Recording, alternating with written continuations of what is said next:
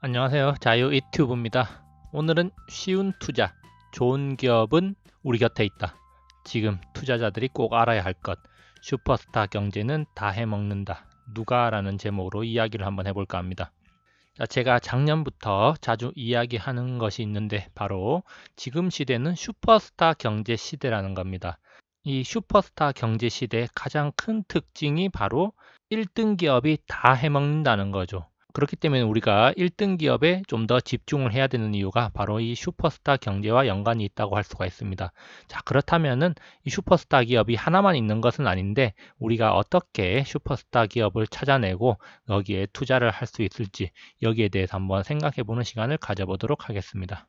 지금은 슈퍼스타 경제 시대입니다. 자, 이 말이 아직도 생소한 사람이 있을 수도 있습니다. 그렇다면 슈퍼스타 경제가 뭐냐? 자, 이렇게 질문을 할 수가 있는데요. 바로 승자 독식의 시대다. 이렇게 볼 수가 있는 겁니다. 제가 이 개념을 접한 곳은 MIT 앤드류 메가피 교수의 제2의 기계 시대라는 책입니다. 이 책을 읽어볼 사람들은 한번 읽어보면 좋을 것 같고요. 그리고 제가 슈퍼스타 경제의 개념을 소개한 영상도 있습니다. 바로 2019년 6월 12일 날 업로드한 영상인데요. 슈퍼스타 경제 4차 산업혁명에서 놓치지 말아야 할 부분이라는 영상 제가 업로드한 바 있기 때문에 이 개념을 익히고 싶은 사람들은 이 영상 참고하면 좋을 것 같습니다. 자, 그러면 슈퍼스타 경제는 어떤 특징을 가지고 있느냐? 과거에는 한 기업이 모두 다 해먹지 못했습니다. 공간적, 시간적 제약이 있었기 때문이죠. 그렇지만 지금은 슈퍼스타 기업이 다 해먹을 수 있는 시대가 되었단 말입니다. 자, 이렇게 슈퍼스타 기업이 다 해먹을 수 있는 시대가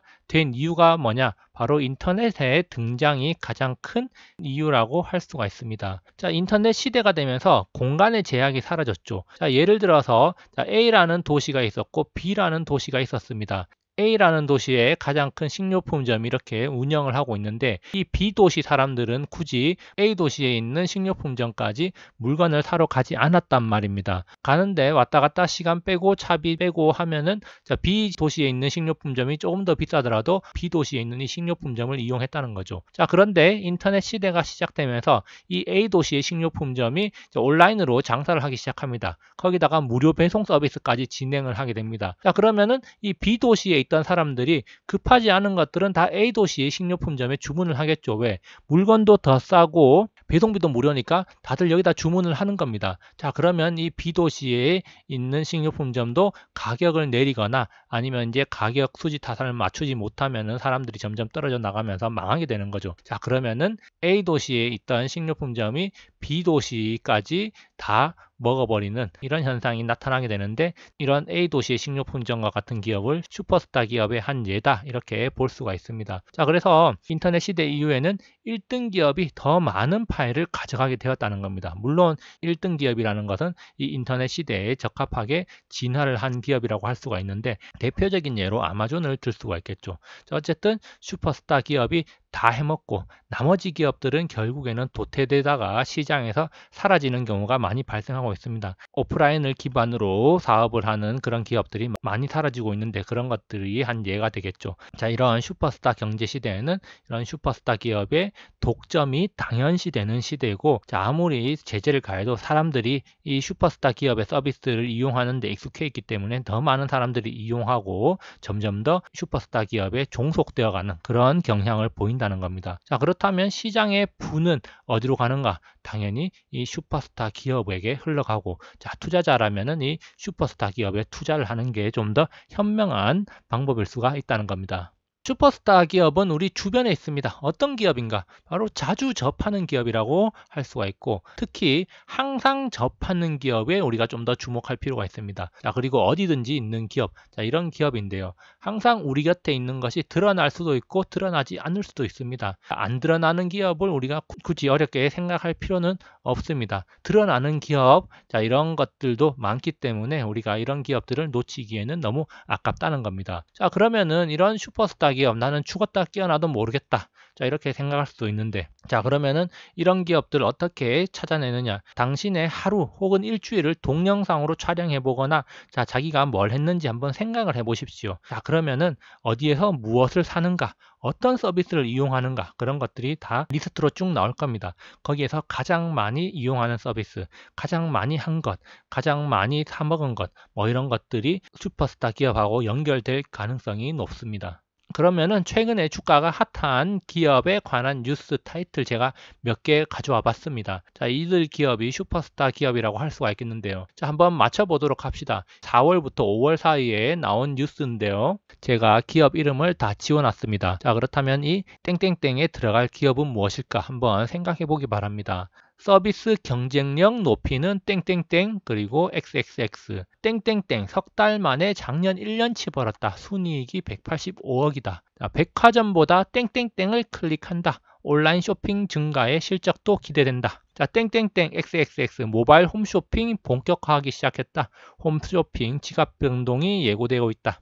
땡땡땡 빠른 글로벌 확장의 해외 시장 경쟁 우위에 있다. 자, 쇼핑 웹툰으로 질주한 땡땡땡 모바일 광고로 위기를 돌파하겠다. 자, 땡땡땡 장점 활용한 톡딜 라이브로 이커머스 공략에 힘싣고 있다. 쿠팡보다 무서운 땡땡땡 이커머스 위협하는 IT 업계. 땡땡땡 웹툰의 확장 애니 영화 드라마 콜라보 하고 있다라면서 지금 땡땡땡이 여러 사업에서 두각을 드러내고 있다. 자, 이런 이야기인데요. 자, 그러면 이 땡땡땡이 과연 무엇인가 한번 확인해 보겠습니다. 땡땡땡 걷어보니까 네이버 카카오란 말이죠. 카카오뱅크 그리고 카카오, 카카오톡, 네이버 카카오, 네이버 카카오, 네이버 카카오, 네이버 웹툰 뭐 이렇습니다. 자, 이들 기업 우리가 항상 이용하는 거죠. 사실 우리나라 사람 치고 자, 이들 기업의 서비스 하루라도 이용하지 않는 사람 아마 없을 겁니다. 그만큼 우리나라 사람들은 이미 이들 기업의 서비스에 종속이 되어 있고 자, 이들 기업은 그것을 바탕으로 막대한 부를 창출하고 있죠. 다시 말해서 슈퍼스타 기업의 조건을 잘 갖추고 있다는 겁니다. 자, 그렇다면 이런